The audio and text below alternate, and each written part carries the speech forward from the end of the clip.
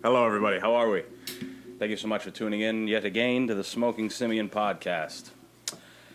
Mr. Evans, Mr. Thomas Evans, we finally got you on here. How are you, my Finally, friend? man. Good. I appreciate the invite. I'm glad we could finally make this happen, man. Yeah, you got a pretty hectic schedule. Never ends. It seems like it's always been like that, though. I haven't known you forever, but for the time that I have known you, Yeah, seems like couple you're... of years. Yeah, just I'm busy in the community. I'm always trying to do things for the community, make sure the community's involved, active. Right.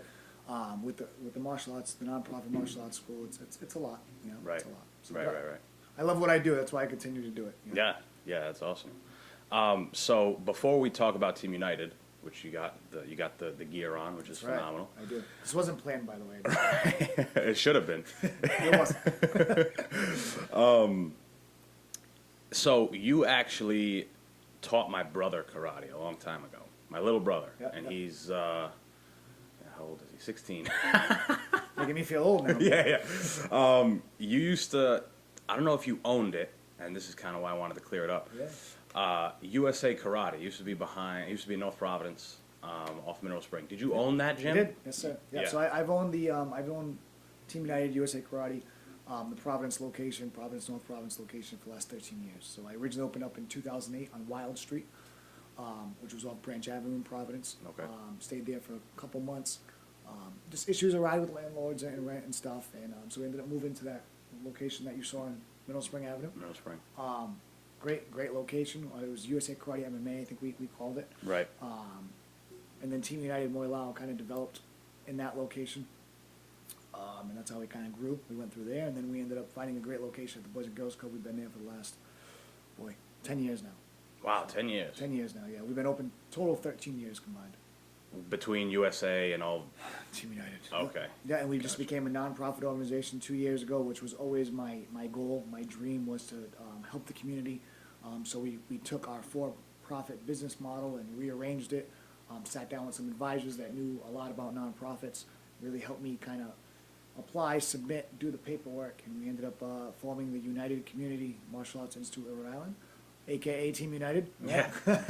And now we're able to give out scholarships to low-income families, so families who make under $50,000 get half off tuition. Families who make under $25,000 train for free.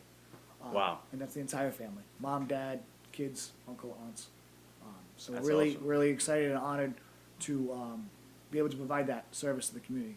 Martial arts has helped me as a kid. It's guided me as a kid. Taught me principles, taught me discipline, confidence, right, self-defense. Right. Learn how to defend myself.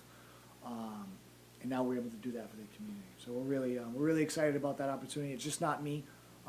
I'm the founder, of course. I've been doing this my whole entire life. Started martial arts at the age of 4. Right.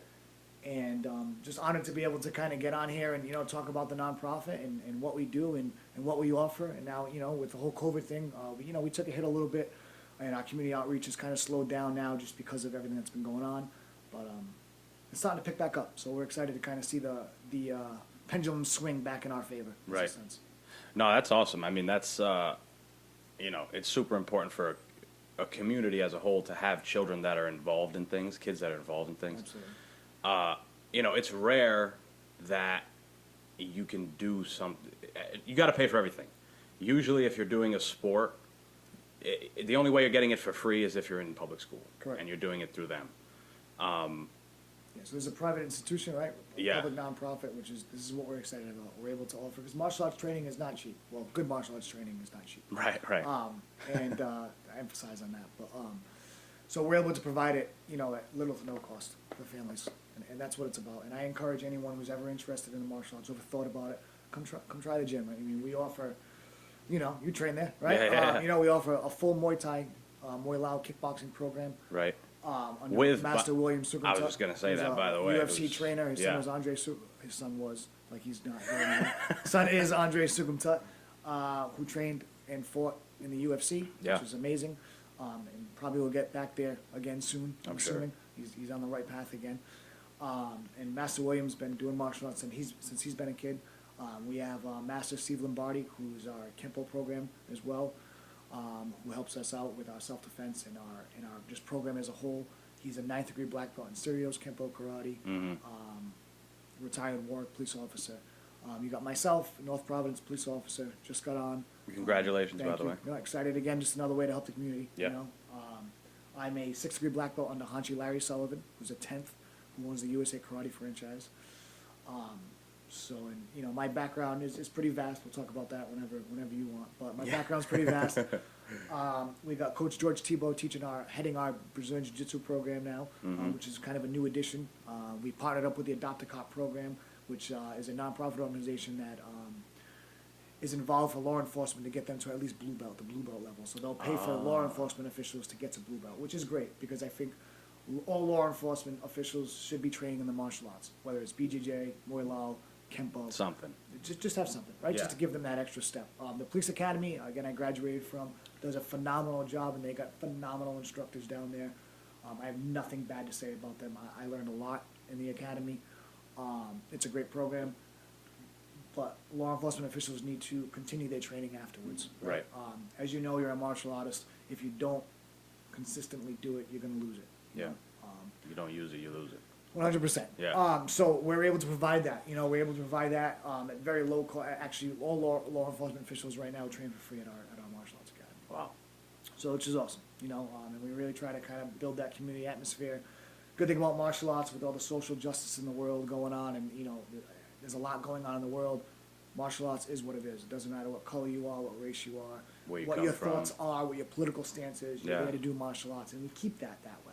Right. We're there to just do. We're there as a community, as a family, to train in the martial arts and better ourselves, and that's what martial arts is, and that's what it's about here at Team United. You know, and it's great. It's great to have that on top of all the community events that we used to do. Again, COVID kind of stopped us, but Right.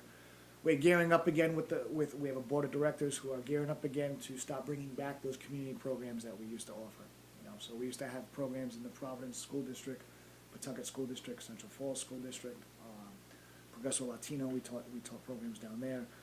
So we've done a lot in the community. So we're excited to kind of get back into it. I know with COVID it kind of temporarily hindered everything. Right. But I think beginning, you know, by May or June, I think we're going to get back up in full swing of things again. You know? Yeah. I remember being a kid, and I would tell people I did karate or martial arts, whatever, Yep. and they'd be like, that's awesome. I wish I put my kids in it when I was a kid. You know, they'll be like, oh, my kid's 20, and I wish I put him in it and whatever. And I think people, don't get me wrong, you learn better when you're a kid, you learn better when you start as a child and you grow, but it's never too late, first of all. I was just about to say that. You took the words right out of my mouth. Yeah, and second, those skills outside of the actual physical that you're gaining, the mental, the discipline, all those things. You're building confidence in yourself. Right. And you're building the ability to, and again, physical is, martial arts, it's a physical thing. Yeah. But it's the mental and the spiritual element too that people need. Right. People need and people deserve. You know, Right. everyday stresses of work, everyday stresses of family life. It's a place where you can go and just kind of bow in. Once you bow on those mats, nothing else matters. Right. Just you. You matter. Right. And that's the most important thing. And that's what the instructors push at, you know, at our programs. And, you know, you've taken classes with me and our other great instructors. We have, you know, Coach, not to knock anyone. I don't want to miss anyone. We got Coach Todd Origi, who also runs our kickboxing program. Phenomenal kickboxing coach. Right. So we have a great kickboxing program for the adults and teens. We got and all of our instructors really want you just to do better. I mean, we had a conversation with Coach Todd the other day, and I remember him telling some of the students, like, listen, I'm hard on you, not because, you know, I'm trying to be hard on you because I don't care about you. It's actually the opposite. I don't Right. want to see you get hurt. Right? So I'm hard on you because I don't want to see you get hurt. And I think I kind of saw everyone's face and they're like, oh, it makes sense now. Yeah. Right? Because at the end of the day, you don't want to give someone a false sense of confidence. A lot of karate schools nowadays, They there's build different up levels. they build up There's people different and levels. They, you know, falsely. yeah, right. It's like, you know, you get a black belt for tying your shoelaces the correct way. You know, you get they call them McDojos, and Right. that's something that we always refuse to be. We're a traditional Kempo school and a traditional martial arts school in that sense, where you're gonna earn the rank, you know, and you might sit there a little longer than your classmate, but who cares? Because Yeah, a it belt, doesn't all that does is just hold up your waist. Right. Doesn't matter. It doesn't matter. It's Yeah. it's about the individual and how the individual grows, and everyone grows in different phases. And Yeah. there's nothing wrong with that, right? It might take one child a little longer than the other child, but that's fine. That's fine. That's what we're here for. Exactly. So that's kind of where we're at. That's our philosophy at the dojo. Yeah. And you see it, and, you know, and it's fun sitting across someone who actually does the martial arts and kind of actually understands it, you know. And so that's what our goal is. That's what our aim is. The more people that we can train, the better. We're a community organization, so the more we want numbers, right? And that's why we keep our prices very competitive, very low.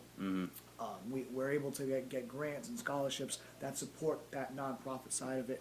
And then, our tuition rates for people who make over 50K, they're comparable. They're comparable to every other martial arts school, every other good martial arts school. Right. All the good ones. Exactly. And that's kind of where we're at with it, Just to speak a little bit about, the McDojos, the gyms that do a bad job of, instructing people in the martial arts, especially children, because children are so impressionable. I remember being a kid, right? And when I first ever did karate, I was about 4 years old, about the same age as you. And we won't say the name of the gym or the school. Very, very modest of you. Yeah. They're not even around anymore. I think That's they rebranded right. or changed, whatever. Of course. But when I was there, my parents were like, all right, we're going to start them 4 years old, whatever. And the class was just mayhem. There was no Discipline. regiment, no discipline, nothing. Structure. They were just like, just run around and we're going to, maybe Punch we'll things. throw a kick, And I remember we did a what's it called, demonstration. Yep. We did a demonstration at Bryant College. Cool. And it was on stage, and I didn't know a goddamn thing. I didn't know anything. I was probably there for about 3 months. This was maybe my third month, and I didn't know they were doing a form. They were doing a kata, and I was like, I have no idea. And I was like a half step behind everybody because I'd look, downward block, step in, punch, and at the end of it, me knowing I was, as a kid, you feel it. You're like kind of embarrassed. You're like, I look like an idiot up there. And the guy comes up to me, the instructor. He goes, "Here's a yellow belt. You earned it." And in my mind, at 4 years old, I was like, "What? I didn't earn anything. I just fucked off on stage." Did you stop? Did you quit? I left that gym. No, but I mean during the presentation, did you stop? Did you quit? No. So you might have earned it. You think? You might have earned it. 'Cause Okay. There's certain things that the martial arts teaches. It's not just all about punches and kicks. Mm-hmm. And I do my best not to knock martial arts instructors because there's like I said, everyone's in it for different things. Some martial arts schools are there to build kids' confidence, and that's all they do. Mm-hmm. Hey, kudos to them, right? And they do a good job of that. But there's a fine line of building a kid's confidence, giving them a false sense of security, and that's kind of where the level kind of gets a little frustrating and under-meaning, I guess is the sense. Right. But at that moment, you were training 3 months, you said at the time? Something like that. Yeah. And you did a demonstration, you had no idea what you were doing. Your instructor hopefully knew you had no idea what you were doing. But Yeah. he threw you out there anyway. That might have been the test itself, to see how you respond. So, That's interesting because That- I never right? even thought of that. right? And sometimes as a martial arts instructor, I found myself doing that to kids. Right. It's not setting them up to fail. It's setting them up to see how they respond. How they How do respond. they respond to adversity? How they respond to... I've had kids... We started the Kids Kumite Championships 2 years ago. You remember that? You actually went to one of them. Yeah. Competed. You in a half competed in hour. one of them, yeah. Exactly. And I've had some students out there that may have not been ready, or maybe not have been as prepared as they needed to be, but I did it anyways because I wanted to see how they were going to respond. Because Right. that's gonna dictate what they're gonna do with their martial arts career after that moment And in their life. and in their life. Yeah. And all those kids walked away with, I hope, the same feeling that I got was, you did it. Yeah. You went out there and you did it. Yeah. And that's important. Now again, I felt the wrong thing. There's a fine line between giving a kid a trophy because they tied their shoe Yeah. the proper way and getting a kid in a kickboxing ring and doing a three round kickboxing fight. Sure. Big difference, right? 100%. So of course I'm going to reward that kid a little more because that's a big thing. It's scary. Totally. When someone's across you, I tell people all the time, I think the best way to ever test yourself is just to fight. Go out there and get in the ring. Hell yeah. And because it's the experience you get from that, win or lose, you'll never get something like that. When someone's standing across the ring from you that you don't know, or even if you do know, and the ref says go, it's go time. Yeah, you gotta take So each other's you got heads to battle off. yourself. It's really a battle of yourself. Yeah. And that's what I love about it. That's why we teach it. That's why we have kickboxing. That's why we teach it to our Kempo kids. Right. My instructor, Hanshi Larry Sullivan, a phenomenal instructor. Again, my instructor's been 4 years old. I can say nothing but great things about the man. And he was very old school in a sense where it was, listen, you fall down, you got to get back up. I'm expecting you to get back up. Right. If you don't get back up, we have a problem. And it taught me a lot. It taught me a lot in life. Those lessons that those hard lessons that he taught me a lot, and it translated into my kickboxing and my MMA career. Right. And I thank him for that. So when you said 4 years old, you were with the same instructor? I've been with the same instructor. I've never left Haji Larry's house. Never. Right. I'm a loyal guy. Have I trained with other masters of the martial arts and great instructors? Absolutely, because I think that's important. That is important. And Haji's done a good job of understanding that, right? And if you have an instructor who says, "Oh, you can't train with someone else," well, that's a negative instructor. That instructor's got some insecurities that he needs to think about for himself. I encourage my students always to go train with other instructors as well. Get a different perspective. Maybe learn something that I don't know. And listen, I'm not a master of all, right? I'm a 6th degree black belt in Kempo Karate under Haji Larry Sullivan. I've been doing it my entire life. I'm young. I'm 33 years old. But I've had a lot of experience. Right. I've had a lot, and as you know, I have a lot of experience. And I've also trained with Master William Sukumtut. I've trained with the best of the best coaches in New England for MMA. And I hate to start naming everyone because then I feel like I'm going to leave someone out, and I don't want to do that. But just the best of New England coaches. I've trained with some really great people, and he never once really questioned that, and that's why That's great. That's why I stayed with him. Yeah. That's what I stayed with him. Now again, every instructor gets that sense of, oh, wait a minute, you're going to go to someone else. Why? As long as you're not leaving and you're being loyal, who cares? Right. There's a Just difference different between perspective. leaving the gym and not coming back and going to train with someone else. That's different. Right. If you're gonna, I always tell people, always remember where you started, right, and always be loyal to that, right? Because if it wasn't for that instructor, you wouldn't have started, Right. right? So yes, there are other instructors that offer some great things, but always be loyal, and that's what I try to teach that to the students all the time. Loyalty is key. So, at 4 years old, what do you think you could pinpoint that made you be like, I want to keep doing this? Or maybe did it take? Maybe it was just fun at first. So I'll tell you what, I bless my parents. My parents were phenomenal parents. Yeah. They supported me in everything. They pushed me in everything I've ever done. At 4, you don't know what you're doing. Right. You can't. I couldn't even walk and chew gum at the same time. Right. It was brutal.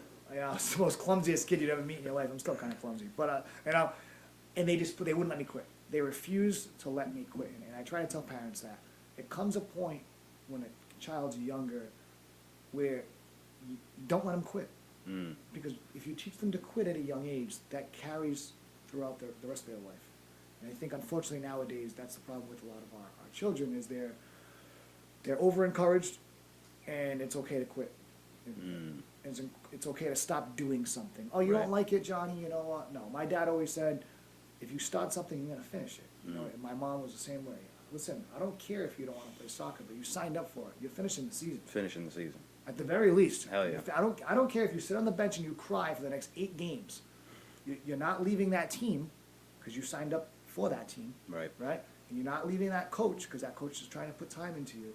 And that's a big value nowadays that I think goes a little behind the wayside. Right. And society is different. A lot of parents are working 2 jobs. A lot of single parents out there. Parents split families, right? Mom and dad don't live together. So things are different nowadays. But there's still no reason that we need to teach our children that it's okay to quit. Right. And that's my personal opinion. People could agree with me or not. But that's just and that's what I teach to our children at the martial arts school. I teach it to my own daughter. I'm going to teach it to my son. Right. If you start something, you're going to finish. So at 4 years old, to get back to your question, I credit my parents for not letting me quit. Right. And I'm going to be honest with you. There was times in my martial arts career that I wanted to quit. Of course, right? Why do I gotta get punched in the head? There's For plenty what? of times in my martial arts career that I wanted to quit, but they wouldn't let me, or my instructor would constantly remind me, why did I start? Yeah. Or maybe not why did I stop, but look how much you've progressed, right? Look where you are now. Exactly. So I got Yeah. my first degree black belt at 10 years old. Wow. Which was pretty awesome. Yeah. And I took an adult test, 1,000 push-ups, 1,000 kicks, 1,000 punches. I got tortured. I remember going home. My parents took me to Tin Buffet. You guys remember that in Pawtucket as like a celebratory gift, and I remember falling asleep in the plate. In the Literally, plate. head down, just falling asleep. I was that tired. Damn. But How I long made was the test? 6 hours? Brutal. 5.5, 6 hours? Yeah. And I was with adults. Yeah. So it wasn't just like a kid's test. You know, Haji Larry was very traditional in that sense. It was awesome. So there's so many stories and so many lessons you learn in the martial arts from being tough on kids. It's not had he wasn't. I feel as if he wasn't that tough on me, I wouldn't have grown into the martial arts I am today. And I had a couple parents, recently. Oh, Shion, I think sometimes you're a little too hard on the kids, and it's like, listen, this is the way we teach. If you don't respect that or you don't like that, I totally get it. There's other schools out there. And I'm not saying that we're beating the children. We're not. Right. But sometimes you got to kind of do what you got to do to keep the kids, active. If they're not paying attention, we got to make them understand why they're not paying attention. Right. How dangerous it is not to pay attention. Yeah. Right. Especially now, there's so many. So if I hit a kid with a noodle, or I tap your kid on the head a little hard, yeah, because well, you know what? Let's be happy that he got that, right? Mm-hmm. Instead of someone getting punched in the face. Could be far worse. Right. Yeah. So that's kind of where we're at with the dojo. Yeah. We try to keep it traditional in a sense. And society has changed, so it's hard. It's hard. I think you and I come from a similar, like, karate background. Yeah. In that it's real old school. I have similar stories. I trained with grown men all Yep. the time. I started at George Pizarro's when I was 9. Yeah. Oh yeah. So, like, Right, one of the pioneers. John Yeah. Ford, one of the pioneers of martial arts. Phenomenal man right. who did phenomenal things in the martial arts. So that's good. Yeah, I trained right under him, and it's like I'm 9, and everybody else in the class is a grown man or grown woman. Like, and sparring day, there's no kids. You're big, right? You're 170 pounds. go with this Go ahead, go fight this guy. And then you get kicked in the head at Yeah. 10. Yeah. That's why now And again, I forget things now. And again, we do our best to avoid injuries. We're always Right. We have the again, times have changed, right? We Yeah. have great equipment now. We have things that are science has dictated new equipment and new gloves, new technology. Right. And of course, we make sure that our kids are safe. At the Safe, same yeah. time, Safety wasn't held to a high regard in those back days. then, no. I remember I tell people all the time the old point sparring gloves, they were just like a piece of foam. Man. Yeah, it was nothing. It was terrible. I mean, more concussions out of those things than anything I've ever had in my life. Yeah. But so that's kind of where we're at. So I said, got my black belt at 10. Then I got my second degree black belt at 12. I was competing for the New England Karate Commission. So I was doing like a fairly large tournament circuit under New England Karate Commission and then Ippon. Yep. There was 2, and then there was Crane. There was a bunch of Crane, karate tournaments. Necra. Used to be Yep. Necra, should change. Necra, yep. So I competed Yeah. under that tournament circuit. I did very well. I was very successful as a kid with a tournament background. Got my second at 12, and then I got my third at 18. And Hanshi was very honest with me. Like, we're not giving a third degree black belt out to a child. Third degree black belt in Kempo represents expert. Yeah. And you can't be an expert as a kid. Right. And I waited the 7 years, and I understood that. Of course, were there times that you want to quit? Of course. Like, why? Yeah. Why? But again, I'm happy that it happened the way it happened. Right? I really am. Learning to wait and learning the patience, and I still trained. I was very active. Right. On top of playing baseball and playing football and all the other activities that I did in my life. Basketball in the summer. My parents did a great job of keeping me busy, and that helps. That's important Because too. you got to keep these kids off the streets. Yeah. You got to keep these kids, not even off the streets these days, because they don't do that anymore. But Off the video laptops games, and man. yeah. Oh man, it's scary, man. Yeah. These kids are great at all these shooter games, right? But common sense. It's like, come on, And honestly, there's a lot worse that happens in the internet now than almost Yeah, in real social life. Media, You know what I I'm feel like saying? social media has really changed the face and the landscape of the culture. Yeah. And that's a whole other topic, a whole other discussion. I'm not here for that. But you Right. can see it with the kids nowadays. The way they think, the way they talk. I think they're being exposed to things at a much younger age that we weren't necessarily exposed to. And in my opinion, you shouldn't be exposed.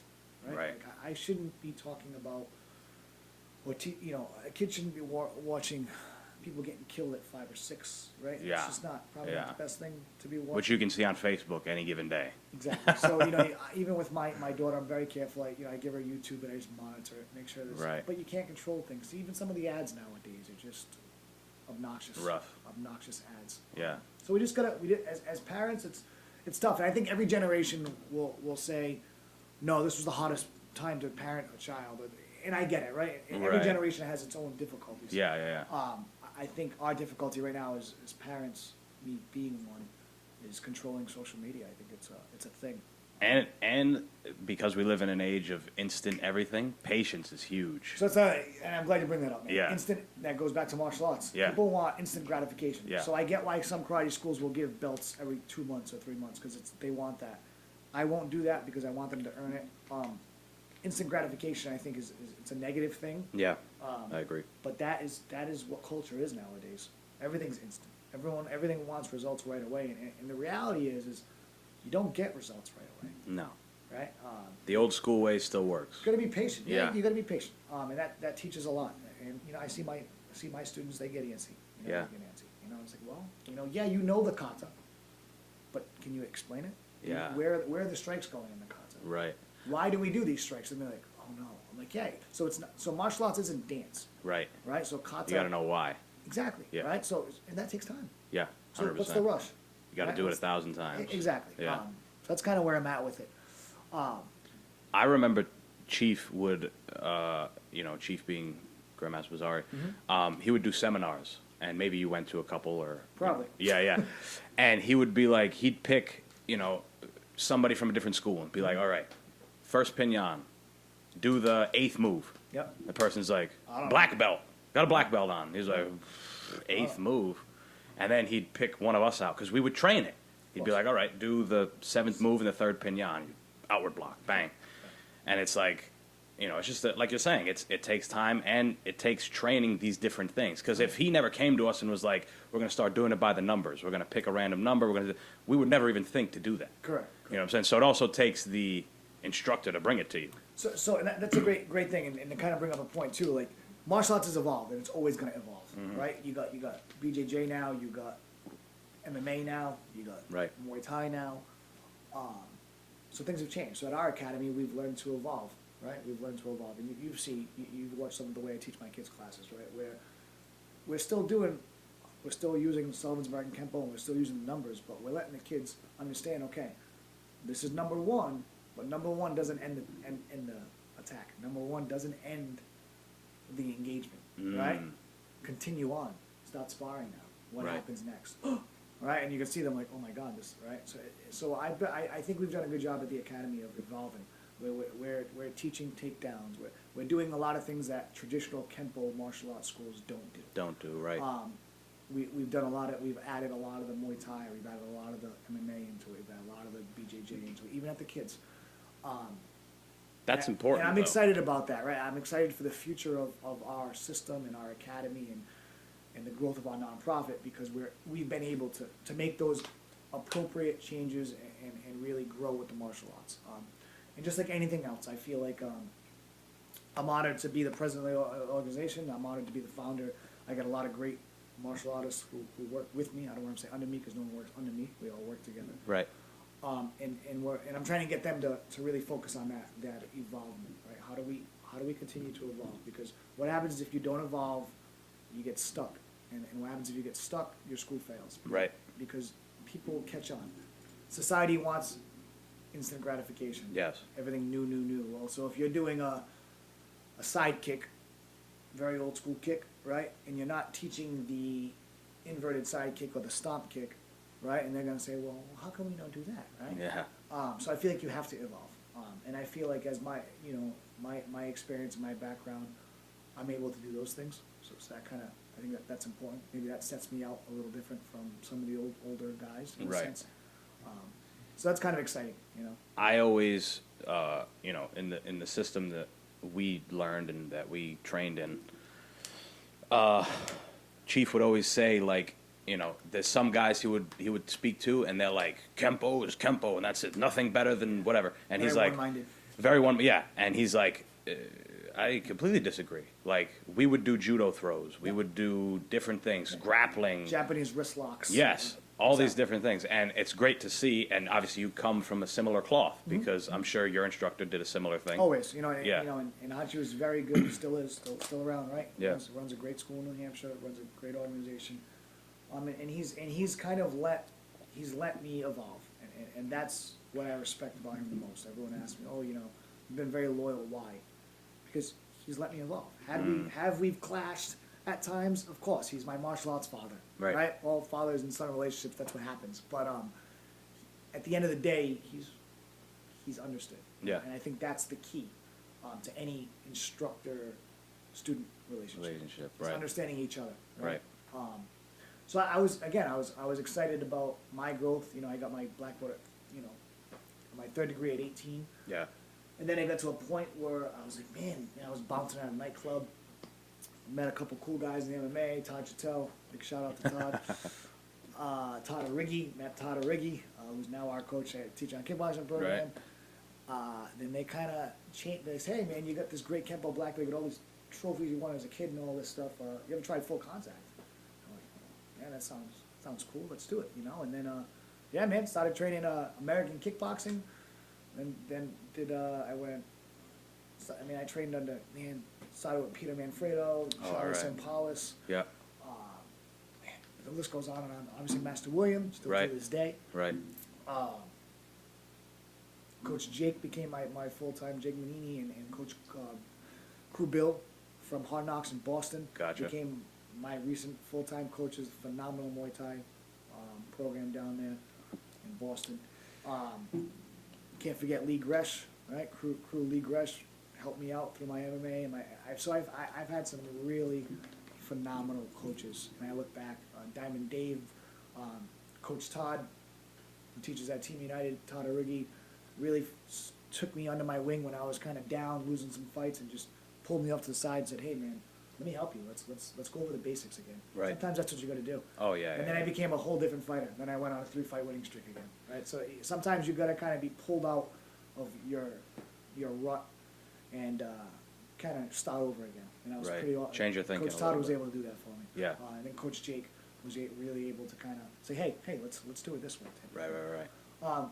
And I've had some great accomplishments. I've had some great accomplishments in martial arts. I fought on Lion Fights. I was one of the first New England fighters to ever do that on national television. Right. I fought a 7-time world Muay Thai amateur champion, Tim Moore, in my first fight. That's brutal. And I cut to 138. I fought powerhouse Julio Pena on national television. And then, I got knocked out. I experienced what that felt like, right? On national television. I was able to bounce back. It took a long time. I was able to bounce back. And, then I won 2 fights on Lion Fights. I took a fight on 7 days' notice and beat a very experienced Muay Thai fighter. Right? So I was able to pull that off. Then I did my last MMA fight in last January for CES. Right. I was able to get a win in that cage. So I think I picked up steam, and then I ended on a good note. And then I was able to graduate the police academy and, become a police officer. And Take a it's different amazing. step. And it's amazing. Yeah, Yeah. It's been an amazing road. I wouldn't change anything. So when you were competing in karate tournaments, it was traditionally point and kata? Is that mostly what you were doing? So I did, great question. So I was number one in New England Karate Commission and Ippon for junior black belt, weapons kata, open hand kata, and point spot. I also did self-defense, which was like a routine. It was like Gotcha. it was kind of like a, so I always, self-defense division was, because no one understood, what do you mean self-defense? Like, Yeah. You put together a good hard routine and you compete against others doing the same thing, and whoever performs the best wins, type of thing. Right. So I enjoyed doing that, kind of put on the show. So funny thing about, what did you use for weapons? You use the bow? Or did you use all I was different a things? bow Bow. I was 100% a bow guy. So funny. That was my weapon. Yeah. Still is. Funny thing about when we would we wouldn't do very many tournaments. Yeah.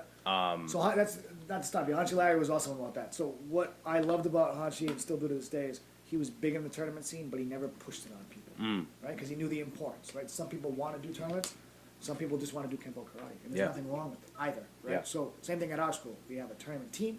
They just focus, not that they focus on Kempo, but they also focus on tournaments. Then we have students that aren't interested, so they just do the Kempo, and it's great. Now we have the kids Kumite, so now we have our kids who are doing kickboxing, Muay Thai, Muay Lao, Right. which is awesome. And Muay Lao, we obviously we're a Muay Lao school and a Muay Thai school.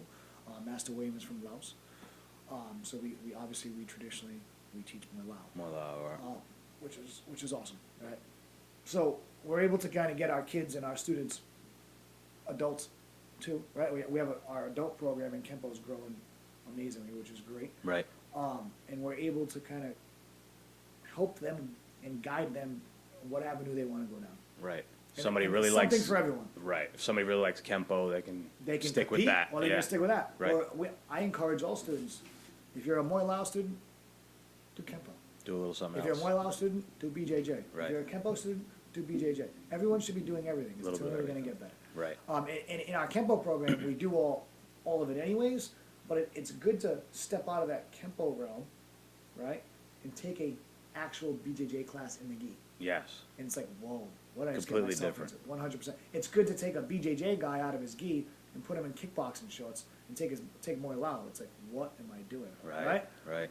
It's a shock. So it's pretty, but that's good. That's what you want. That's what the 100%. martial arts is about, you know. So I'm honored that we're able to offer all of those programs under one house, Right. which is pretty cool.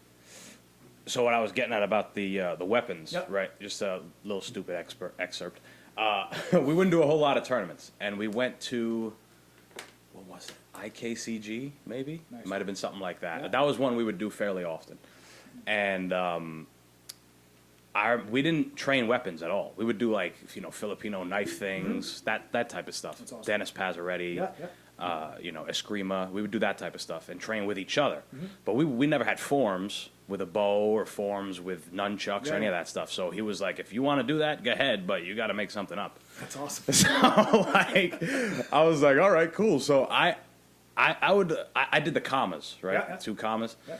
And they didn't come with anything to wrap around my hands so I could spin them or anything Flying like that. comments, they would call them. Right. So, So you do traditional comma. well, no, I took shoelaces That's awesome. and put them through the thing so I could spin them. And I wasn't good at it, but That's funny. I remember doing the tournament and just on the spot coming up with things, just like That's awesome. spin, Yeah, kick, yeah, and yeah. it's like maybe I got second or third or something like that. What's wrong with that? Yeah, and then at the end of it, everybody's like, "Whoa, you really knew, like." You know what you're doing. Yeah, and I'm like, I have no fucking idea what I'm doing. Wing it, man. I'll tell you, my instructors tell me all the time. If you forget your kata, just keep going. Do something. Because no one knows. Yeah, Just go. and Just plus, don't if stop. you, I tell my kids all the time, if you forget, just keep going. Just make it Yeah. up. No, just don't stop. Do 'Cause there's- something. There's a lesson in that. Right? You look at that, right? Yeah, yeah, yeah. What's the lesson? You don't quit. right, Even if you make a mistake, you keep going. Who cares? Right? Just keep going. So and I'm glad that you had that experience. Right? yeah, 'Cause yeah, That's what martial arts is, a prime example of the many things that martial arts teaches children and adults. It's just Improvise. So many, there's so Yeah. many avenues that you can go down with the martial arts. right. And that's awesome. That's a great story to hear. Man. It's funny because I've had my kids do the same thing. Man, when I was competing, I'll never forget. I tell the story all the time, man. I was in Connecticut tournament, and I was doing my bow kata, man. These big glass chandeliers. And I remember getting there as a kid, and I'm like, man, this place is cool, man. Look at all these fancy chandeliers. Do it in the middle of my bow form. I end up smashing the chandelier with my bow. That's cool though. And it was fine. The stuff was like raining down. I'm in my mind. I'm like, all right, you told me not to stop. Yeah, And yeah, I just kept going. I finished the form, and man, was it it was funny. Everyone's like, yeah, like all excited because you didn't stop. yeah. You know, it was. Then we had to pick up the pieces of glass afterwards and everything because it wasn't safe. Right. But it's a true story. You know, it's like it's good to teach these kids don't quit. You know. Another thing about the don't stop like kind of thing we're talking about was like, you're gonna stop in a fight. You can't. If you get hit out of the blue, you weren't Can't stop. expecting it. You Sure. can't stop. No. You know. You know, and You that's. can't say, that's oh, I forgot. Forgot yeah, to jab. Yeah, I forgot. Yeah. Well, what do I do next? You know, you don't want that. Yeah. And I think that's the importance. You know, and again, the martial arts can go so many different ways, and you can really take it to a lot of different levels. But it's got its core, right? Its core of martial arts was developed for combat, Right. essentially, right? Hence the word martial arts. So it depends where instructors want to take it. You know, and at Team United, we're able to kind of take it different ways in different areas, which is great with quality, right? It's not like we're, and I hate saying this, but it's not like we're just a Kempo school that say we teach BJJ and know really nothing about BJJ, Right. Or say we're a Kempo black belt and I advertise that I teach Muay Thai. Well, What do you know about Muay Thai? Would you take a class and that was it? you know? So I'm glad that we have that opportunity, and I'm not knocking those instructors that do it. It's just the quality of our program. Everybody's got to make money. I'm honored. Well, I'm honored to say that we're able to teach like Quality stuff, right? genuine arts, Right. Right, we're quality Kempo, quality Muay Thai, quality You're BJJ. gonna leave with something, Correct. right? So that's kind of what we enjoy about our academy, and us being a nonprofit, we're able to help people. We're able to give people discounts. We're able to give families free training. Families that necessarily might have never been able to afford it. Right. Those kids and those parents are able to train. At our school, parents train for free. So if you sign your child up to our martial arts program, you train for free. Train for free, yeah. Whether it's a fitness class that we offer the high intensity interval training Right. classes, or it's you want to take Muay Lao, you want to jump in the Kempo program. I always say a family that kicks together sticks together, man, and Right. it's the truth. If you guys are both involved in it, it's pretty amazing. Yeah, And the kid I- looks up to it. I've had the privilege of owning or being in a leadership role for the last 13 years now in the martial arts, and it's kind of defined. It's kind of defined who I am, and that's why we do all these community events, because it's just the quality and the objective that that's we need. It's important. It's huge. Right. There's nothing else that beats it. So when you started fighting, MMA, Muay Thai, So I started fighting with Peter Manfredo, Yeah. American Kickboxing. I went 8-1 as an amateur kickboxer. okay, Peter Manfredo, then I went to Charlie St. Paulus, then Master Will. So yeah. so when you were there, was that when you were like, all right, I kind of want to make martial arts as a big part of my life? Like I want No, so I used to train under John Pinault, who owned the Lincoln School, Kempo, to. Mm-hmm. in Lincoln, a really great school. I was young, from like 16 to 8, maybe 15 to 18. I was with him, and he taught me all about the business, and he did a great job of just teaching me how to run a martial arts school. All the ups and downs and all the ins and the outs. So he kind of gave me that confidence of like, hey man, I can do this, So it was always my goal as a kid to own a karate To school. own it. Okay, so it was already established It's when you were. always a goal. Gotcha. Okay. Always from 12 on. Yeah. That's what I want to do. Right. I want to own a karate school. Yeah. And then he was able to really magnify that and make the dream a reality. And then I was able to, at 18, take a gamble and have a unique story in that, and was able to open a dojo at 20. I was 21. I think I just turned 2008. I Wow. opened Yeah. 2008. Yeah. Did you were fighting already I was already fighting. I was undefeated. I was undefeated at that time as pro, as an amateur. as an amateur? 2008. Okay. Yeah, as an Okay. amateur. I think I turned pro in 2000. I want to say 12. I think I turned pro. Mm. Yeah, I think I got a pro fight since 2012. So by then, you could tell the thinking. Yeah. So I've had over 20 fights between amateurs overall, and pro. overall, Yeah. gotcha. Yeah. So when you transitioned from, point fighting and karate tournaments to Tough transition. to American kickboxing, and then from American kickboxing to Muay Thai. you're getting kicked in the legs, and then now MMA, you're getting taken down. What was like I loved those? Yeah, I loved it, and I got beat up every day for it. right. And I learned the hard way, right? But I loved it. It's how you evolve, right? You evolve by learning. The hardest part for me was getting out of the side stance, right? So in karate, we're very side stance oriented, point fighting. Right. And I had to change to a more traditional boxing stance. Then from the boxing stance, it went to, oh shit, I'm gonna keep getting leg kicked in Muay Thai, so I probably should change to more of a upright Muay Lao stance, Muay Thai stance. So then I had to learn that. And then it went from that to, oh my God, how do I stop a takedown? I keep getting destroyed, right? Yeah. So then I had to learn how to stop a takedown. Right. Then it went from, oh cool, I can stop a takedown. Okay, but what do I do? What do I do if I do get taken down? How do I get back to my feet? Because I'm a striker, right? Yeah. That's always been my highlight. That's been my comfortability. I've always been a half. You wanna be on the feet, yeah. I'm a striker. So what do I do to do that? So I had to learn that. And I had a lot of great instructors over that just would constantly teach me these certain areas of of how to do it. And yeah, it was definitely, looking back at it, it was definitely an experience. Definitely. And mind you, I did this. I had a this was like my hobby, and everyone thinks it's crazy, right? So like a lot of guys that I trained with, the Andres and the Todds and all these guys, they trained. They worked their job and they trained, right? That was it. I was going to school full time, and I'm not making any excuses, right? But I was going to school full time. Still, I was training full time as a wannabe pro MMA fighter. Right. I was running a dojo full time. Right. So I just didn't have Your the energy's time. spread out. I felt my talent was there. I just never had the time. And I Right. think time wasn't on my side. I think maybe had I had more time, maybe I could have been a little more successful. And I'm not saying I wasn't successful, because I'm happy where I ended up. Right. I'm really happy where martial arts and MMA and everything took me. But I see like Andre and all these guys, man, they put a lot of time into it, which is awesome. Which is the only way. If that's what you wanted to do, that's what they did. They had that goal and they did it. Todd was the first MMA New England champion. And Andre went to the UFC, Sean Soriano, UFC, right? All these guys that I train with, they did it because they had the time to do it. You know, Right. I necessarily, people forget, like, while they were training at my gym, the gym I owned. Yeah. Right, so I was busy doing other things, right? Running the business and doing all that. So, and again, no excuses. Right. It's just, I feel like time. Different path. If I had to go back and tell someone, if they looked at me and say, hey, Shihan, how do I become a pro MMA fighter, or how do I become a good fighter? The answer is, you gotta put the time in. Yeah, as much as That's you can. what it comes down to. You've gotta if you don't put the time in, you're not gonna get better. Or you're gonna plateau. I feel like I plateaued sometimes, because I didn't have the time. Right. Right? And I did private lessons, you know, and I did everything I could.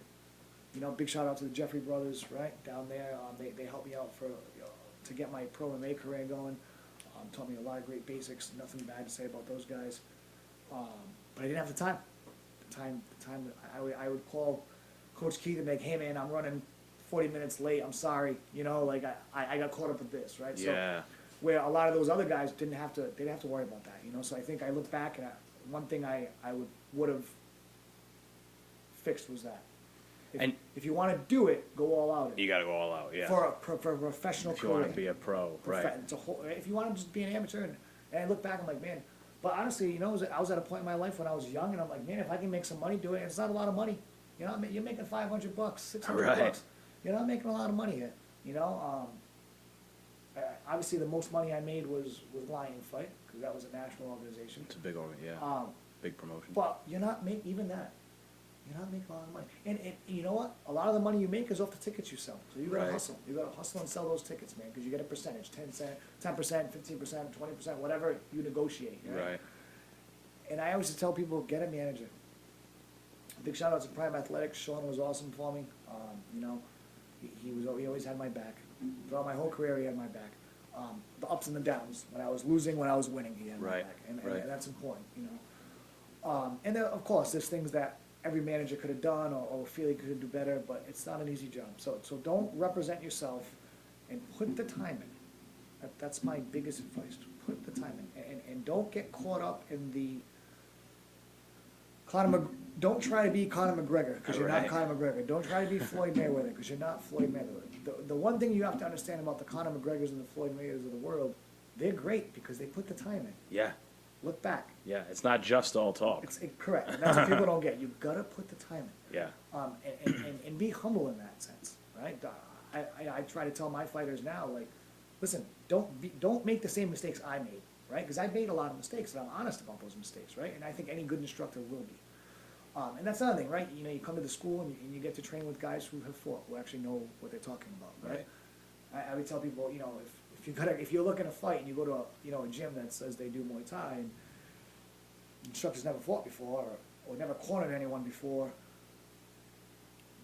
right? Yeah. Really, you got What are you picking up? What do you, right? And Yeah. that's kind of where it's at. Yeah. At least I have the knowledge and the ability and you know the understanding of that. And I think that's important, right? I think that's important. You know, anything you want to do, you want to learn how to play a guitar. You're not going to talk to a banker. You know what I'm saying? You got to go find a guy who's and again, played. I'm not knocking these schools that do it because, like you said, everyone's there to make money. And if Yeah. you're there to do like Muay Thai, like for fitness, perfect. Yeah, do your thing. Go for it. Man. Yeah, But don't expect to get the Muay Thai, Muay Lao that you're going to get out of a school that actually competes. right, If that makes sense. right. And there's a lot of great schools in Rhode Island, and I'm not here to sit here and say that we're the best. I don't do that. We're legit, and we're Quality's there. and we're authentic. Yeah. That I know. Quality's And I'm there. honored to be able to say that. 'Cause Right. That took a long time. It took a long time. Yeah, Many years, not just by me, but by all the other instructors. All the time they've put in on their own. Now we're together, which is awesome. You know. and because of that, you'll get the right people training at the gym as well. Exactly, and you know we've had some young up and comers, and I think COVID kind of killed us a little bit, but we were starting to kind of turn the corner again. You know, I mean we had before we were a nonprofit back in the day, Nate Andrews, Dan Cormier, Andre, Todd Chattel, and Ruben Ray, I mean, you name it. All the Some of the guys best in trained. the region. Yeah, came down to Team United. You Yeah. know? So we definitely had a great thing going when we were all young kids then, man. We're all young kids just trying to get better at the game and Right. make it to the UFC, right? Some of them wanted to really do it, and they did. Yeah, Nate Andrews fought on the $1 Million tournament. Right. I mean, so I've been honored to be able to train with some of these just phenomenal athletes who have had the time to put it in, and it's great to see their success stories, you know, and that's awesome, right? And I chose the business route. I chose the nonprofit route. That's what I Right. chose, right? And I was still able to fight, you know, and that was, I'm proud. I'm proud of that, you know, I'm proud. You know, and even when I lost fights, I was never really, I was always in the fight. I was Right. always in a fight, you know. Right. I never got slaughtered. Now, again, I got knocked out, but I don't ever want to say, I think I can look at every fight that I've taken saying, I've taken the fight knowing or having the confidence that I could win the fight. Right? Some guys just, you got these guys out there that just fight to fight and make money, and they lose all the time, right?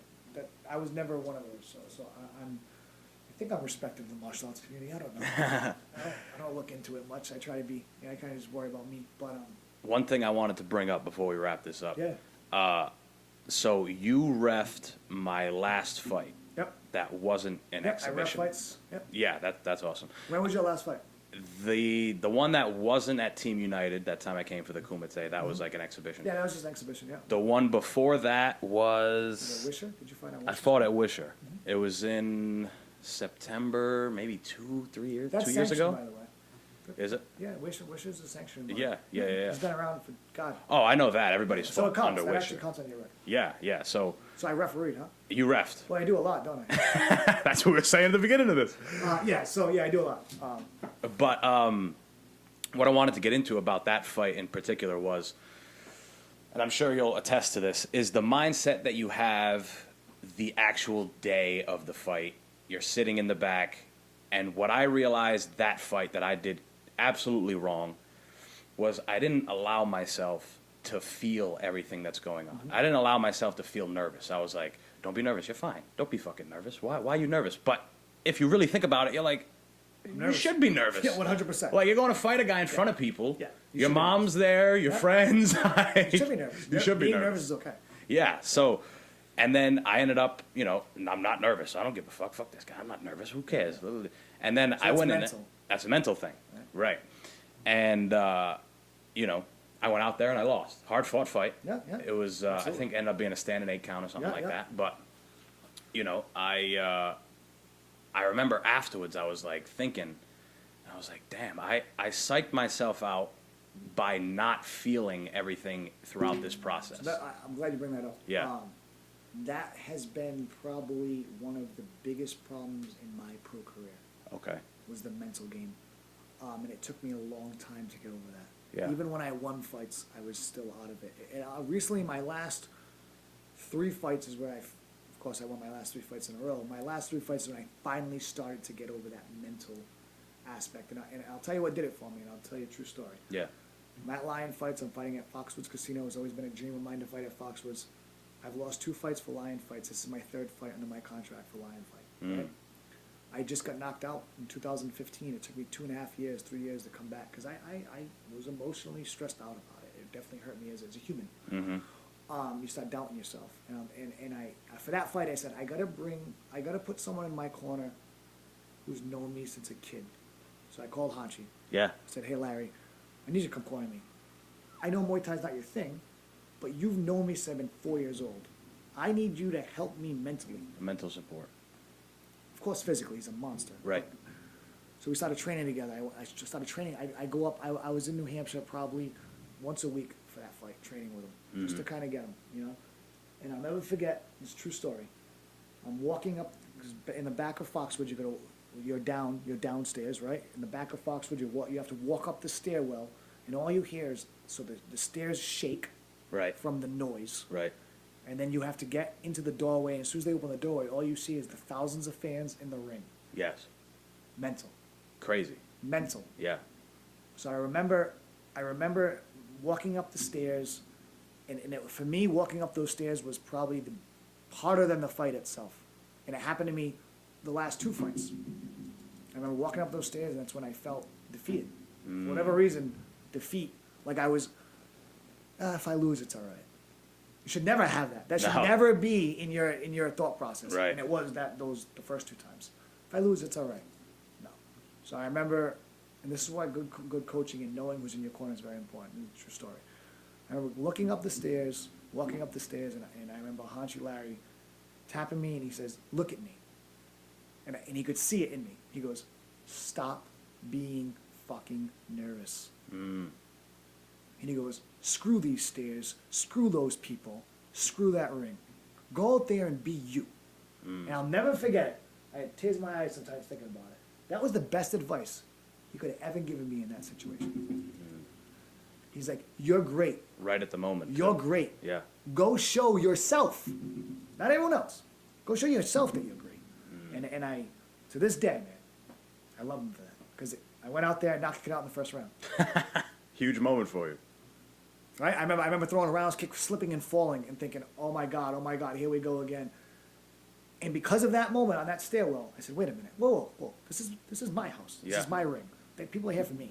And I was able to put it together and finally show a little bit of skill that I've worked on for years, right?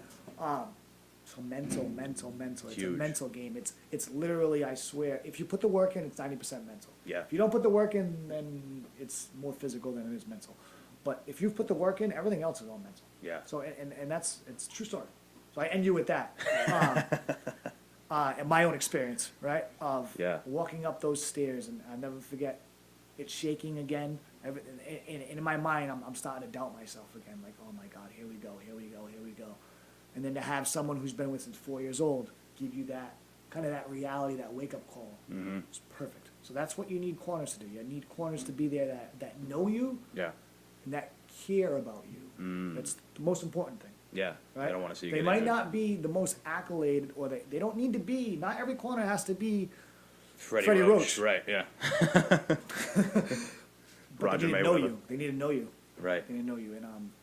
And I think sometimes with my fights before that, I had great coaching, and they knew me, and they worked hard on me. But I would always allow the mental aspect of it to defeat me. Sometimes I would defeat myself before walking in that cage or that ring. Right. Well, you see the thing a lot with martial artists in all facets, boxing, wrestling, MMA. You hear the term coming into their own because we're doing something very unusual, right? We're It's a bare serious chest thing. fighting each other in front of people. It's as real as it gets. UFC says it all the time. It's as real as it gets. Yeah. And like, you know, it's again, the whole process, the whole journey of you realizing like, all right, I'm going to be okay. I have things that this guy does things that he does well. I don't care about but that so guy. do I. I don't care about that guy. Yeah. Right? And that's what I try to tell my students now. Yeah.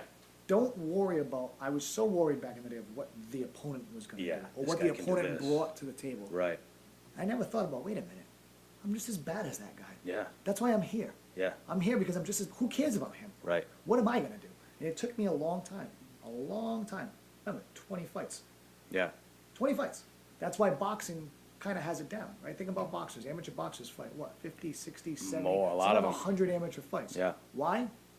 Because it takes a long time to overcome that. Find your style, find what you do. Your confidence. Yeah, your confidence as Right? well. And that's why boxing, over the years, boxers fight too much. Maybe it's not the most healthiest thing on the planet.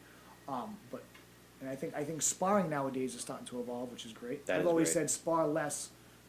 You don't need to spar hard Spar once technical. a week. Spar technical Yeah. 3 days a week. It's Yeah. much better than you don't need, you're gonna hurt yourself. You're gonna hurt yourself with confidence.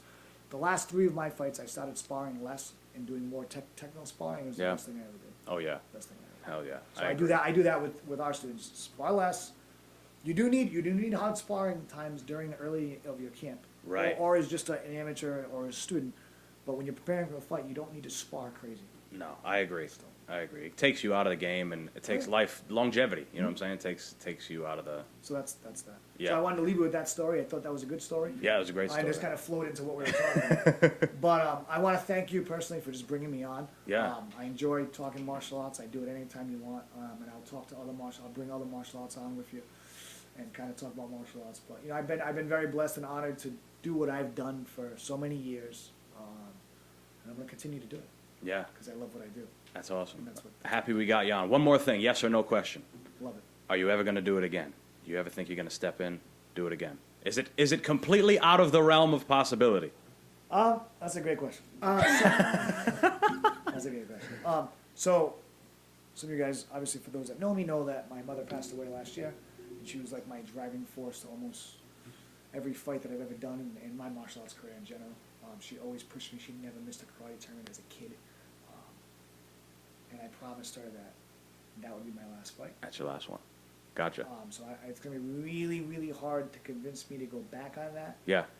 Plus, being a police officer, it's you know, it's a little different now, right? Yeah. It's a little different, and not that it has anything to do with it, but it's a little different.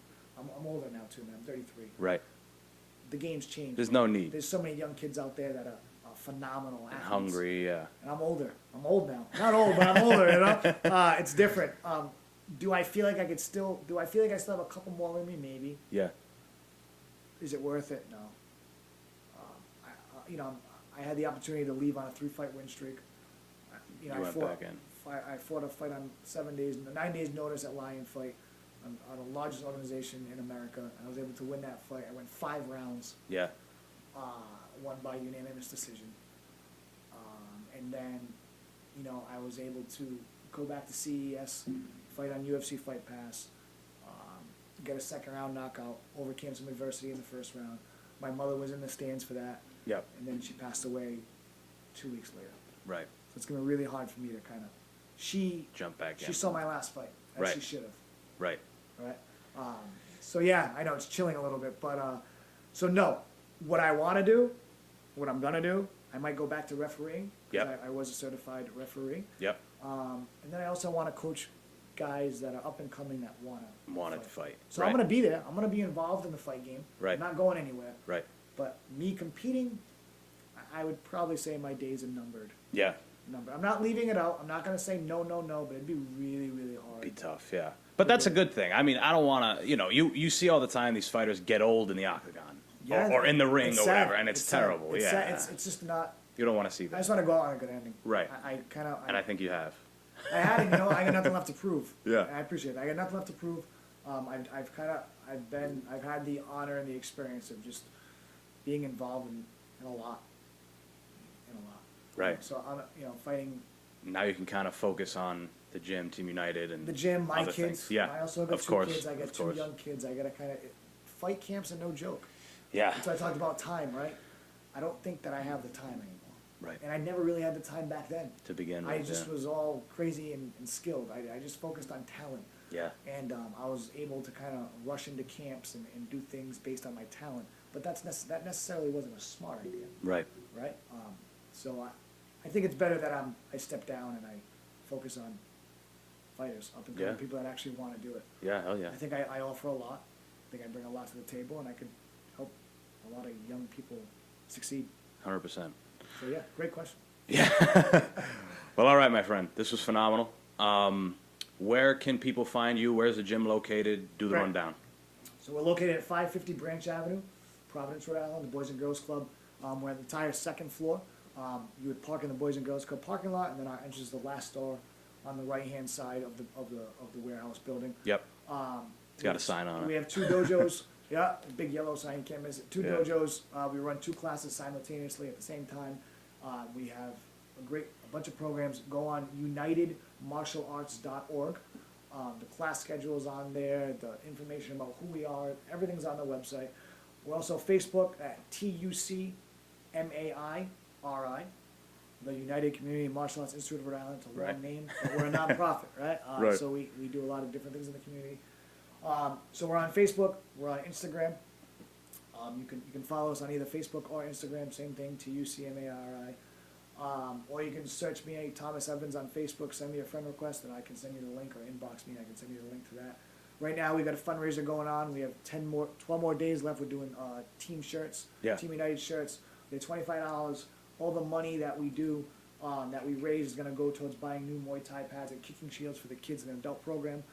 Against us being a nonprofit, we really try to kind of focus on getting new equipment and always trying to update the gym, and we Right. do. Our pads are a little old for a long time. So we're working on that right now. So if you would love to support our nonprofit organization, now's a chance. You can go to our Facebook page, click on the link, and you can buy it. We use custom ink. It's pretty cool. The shirts are pretty cool. At the end it says BU. It's pretty cool shirts. Electric blue, cool color. So yeah, man, that's how you'd get a hold of us. We have fitness classes for teen and adults. We have teen and adult Brazilian Jiu-Jitsu classes, teen and adult Muay Lao classes, those are our 3 major programs. We also have a phenomenal kids martial arts program. We start at age 4, and we work all the way up to teenager. So we have a phenomenal kids martial arts program.